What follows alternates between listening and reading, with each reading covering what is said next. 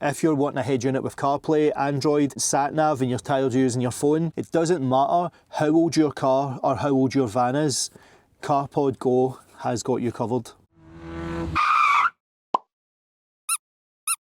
Hi guys, welcome back to another video. So with it being the start of the year, this is where companies start getting excited about showcasing their brand new tech. You know, in January's that month where everybody decides to do stuff. They decide to go to the gym, they decide to go on a diet, or they decide to build that van they've been putting off. And when it comes to van builds, most people prefer going for the older design rather than a new van, because with most vans now, everything's pretty much going all electric in them. So you need an electrical mechanic just to diagnose stuff. So that's why a lot of people prefer to go for the older vans, because it's more mechanical rather than electrical. But with the older van comes with older technology. Some people are still rocking tape players, CD players, and most of them absolutely don't have Bluetooth.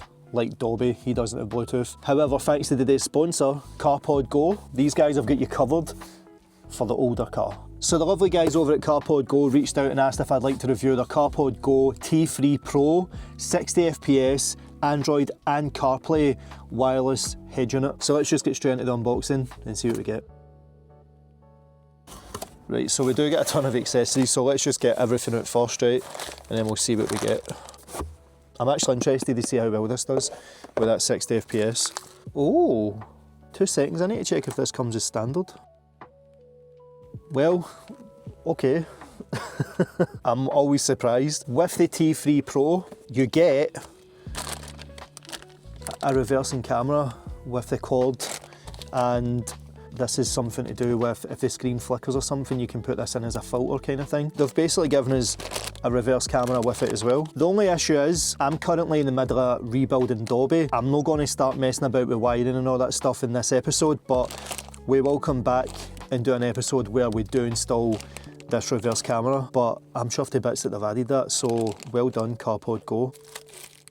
So like I said at the start of the video, CarPodGo have made this head unit to work pretty much with any car. So not only have they given us the reversing camera, but they've also given us an aux to Bluetooth. Like usually you need to buy them separate. Dobby has to go further back for a solution because we don't even have an aux input. So let's see how we get around that. And we'll get to the screen in a minute. So inside you get your 12 volt to USB-C connector, a USB-C to USB adapter, so that'll be for stuff like your USB stick in there loaded with films or even songs and stuff like that. Or that'll be the mount, and instructions manual, suction cup, just more wee stickers, but that's it for the box. Actually just looks like a rear view mirror, doesn't it?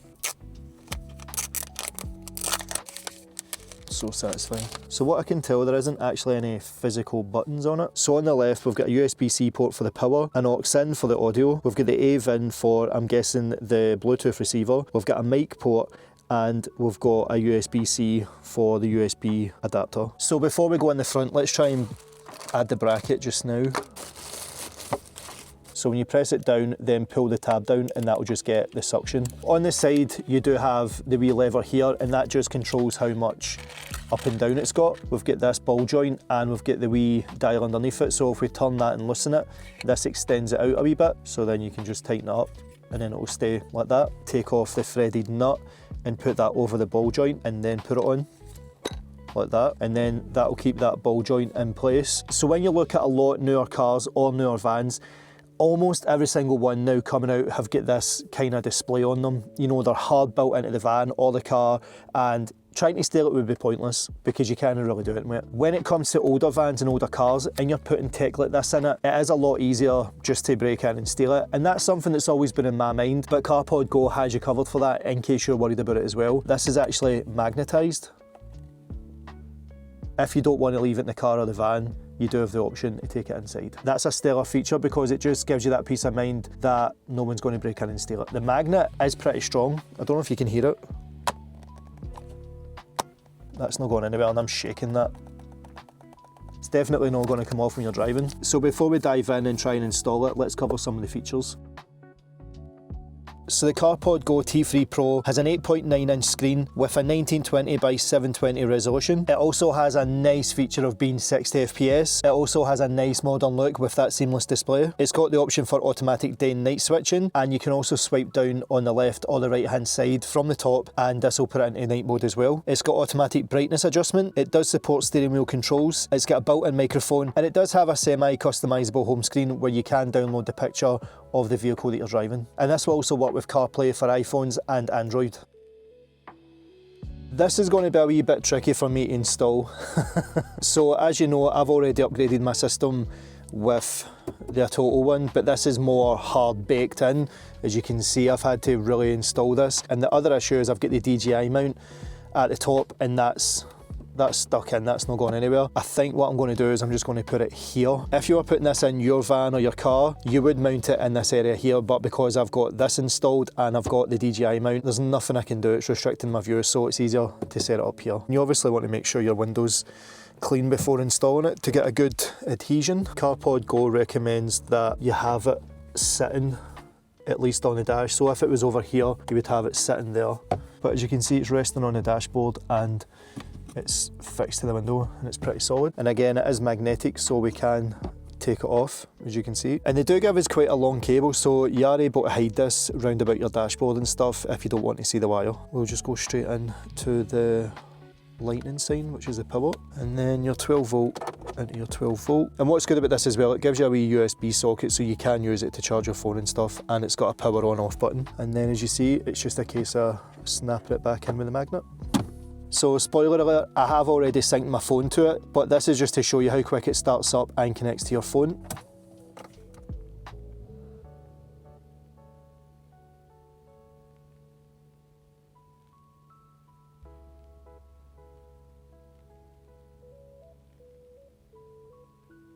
So basically from starting up to connecting to the phone, I checked on the recording timer and it took roughly about 13 seconds, which is pretty decent. I don't know how it's going to come across on the screen, but this is pretty decent. I'm not going to lie, that does look really nice.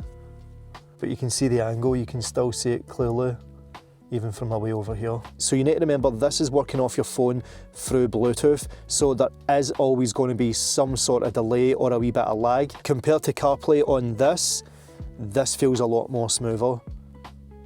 But as you see, you do have all your functionality. You've got your phone, your music, your maps, your messages. You can go into settings, you can set your wallpapers. So when clicking into apps, as you see, it's just instant. So on the left is your CarPlay, and to the right of it is your Android. And then here you've got your Bluetooth, so you can connect to your Bluetooth device. You've got your brightness control.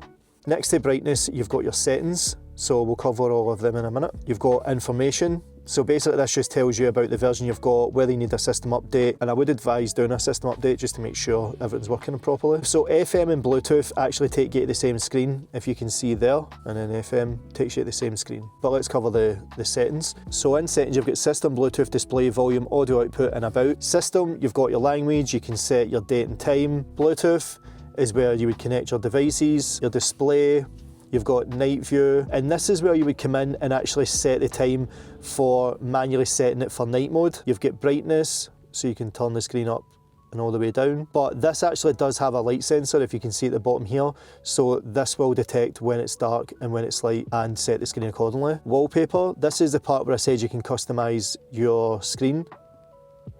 You can see there. And like I said in the features, you can customize the screen with the logo of your car manufacturer. So you go into logo, and as you can see, we've got Tesla, BMW, Mercedes, Audi, all the hits. So let's scroll along and see if we can get Fiat, Ferrari, if only. Oh, the Fiat there. So we'll set his logo. And then we've got CarPlay settings. You can basically set it to right drive, 60 FPS mode, 10-second timeout, so it basically returns back to CarPlay. Then you've got volume, so you can set all your different things there. We're going to come back to audio output in a wee second, and about again for your firmware and stuff. So let me show you when we turn it off and turn it back on again, and you'll be able to see that logo. How cool is that? It just looks like it came with the car. Come on, that is a nice touch. It just makes it more personalised for your actual vehicle. It makes it feel like it's part of the van's ecosystem, having your badge show up like that. I like that. So I'll show you how to connect it to your phone now. So I've deleted the Bluetooth connection. As you see, you just get instructions here on how to set it up. You'll see we need to connect to PND_4E17. Go to Bluetooth. There you go, it's at the bottom. And we say pair, allow, connect, and then you should see it just pop up. And it's that quick. Check that, the wee logo is now on the left-hand side as well. And to get back to CarPlay, we just click the CarPlay symbol and straight in. So this is the problem with older cars using newer tech. CarPodGo have tried to mitigate some of it with the inclusion of the aux to Bluetooth. So at this stage, if we had an aux input, all we would do is plug this in, connect that to the Bluetooth, and then the music would just come through the car. But we don't have that, so this is out the window. We're going to use an older method. Let me show you. So let's go to FM. On this screen, you'll see we've got speaker, aux, and FM. If you've got Bluetooth in your car, all you would do is connect the head unit to the Bluetooth in your car, and the music would play as normal. If you switch to aux, this is where you would plug the aux cable in with the Bluetooth adapter. And again, this would work the same as the speaker mode. So if your car doesn't have Bluetooth, doesn't have a port to connect aux, so as you can see, Dobby doesn't have anything like that. And what I'm going to do is put a picture here to show how Dobby used to look here. There's absolutely no way we could plug anything into it. So to get around this, you are going to need to use your current system in your car. So imagine this head unit isn't here and it's the old factory fitted or even just a CD player stereo that we've got in. Then all we need to do is find a free frequency. As you can see in here, it's 87.5. And then if we go on to the CarPodGo and make sure that frequency is at 87.5, then these two should talk to each other through the radio transmission. So now if we go back and try and play music, we'll hear it coming out the speakers. Oh, need to turn it up.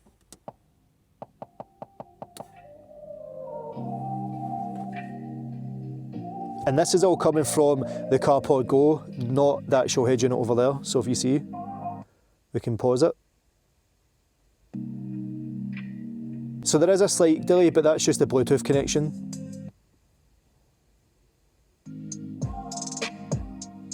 But we are coming from here through the car using the FM option. So this is one of my tracks, and I'll be bringing it out soon, how I made it, in a video coming soon. So if you want to see it, get subscribed. And just remember, this will work with any car stereo, because as long as you've got a radio with the FM and it's a free channel, you can then sync the two of these up and it'll work that way. But it just goes to show the versatility of this CarPodGo, that it doesn't matter how old or how new your car is, you're still going to be able to use this. So this is what happens if we cut the connection.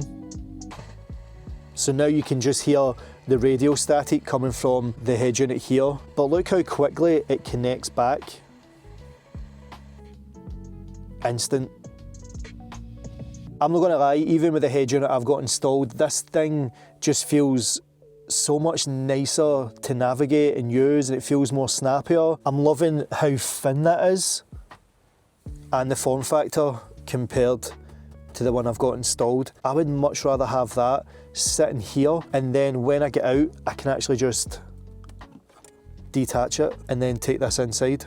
So I'm never going to worry about anybody breaking in to steal it. So like I said at the start on the unboxing, the CarPodGo T3 does come with a reversing camera. However, because I'm in build mode with Dobby, I'm not at the stage where I'm going to start ripping wires out to add in a reverse camera just yet. I have plugged it in though. It just goes in straight through that port there, and it's just a simple jack connector. I was hoping that it would maybe recognise it, but we've got the positive, and that needs to get wired into your reverse light. And then when we put the car in reverse, that'll automatically show up on the CarPodGo screen. As I said, I'm in build mode just now. We will add this in at a later date and I'll do a review on it and show you. But that is nice that they also give you that with the head unit as standard.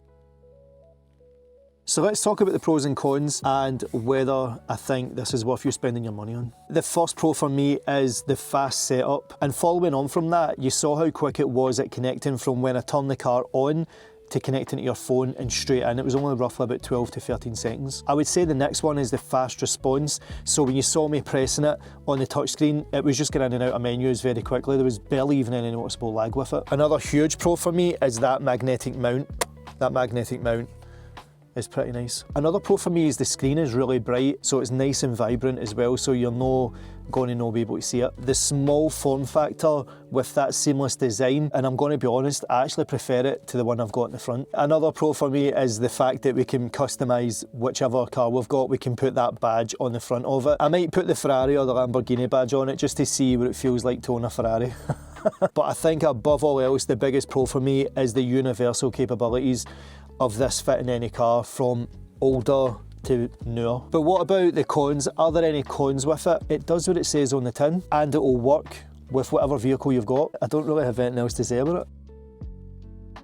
Definitely a winner in my book, so much so that this is going to get installed in the new van, and the new requirement for the new van is it's got to have Bluetooth or have the aux port so I can use the Bluetooth adapter. So guys, if you want to go and pick this up for yourself, I'll leave a link in the description, and thanks again to CarPodGo for sending me out the CarPodGo T3 for review. But guys, that's going to cover it for this episode. Let me know what you thought of the CarPodGo T3. Let me know in the comments what you're using if you've got an older van, or are you one of the lucky ones that managed to get Bluetooth in your older van as it came out, which means you'd basically be able to work this out the box through Bluetooth. But guys, if you did go and enjoy the episode, again, let me know in the comments, and if you haven't already, why not get subscribed and hit that bell notification so you're always notified when I drop a new video. However, I did create another channel down the road here, and on that channel is showing the current progress of the new van build and all of the trips that we're going to be taking on it. So if you don't want to miss them, head on over and subscribe. So guys, that's going to cover it. Thanks for watching, and I'll see you in the next one. Peace.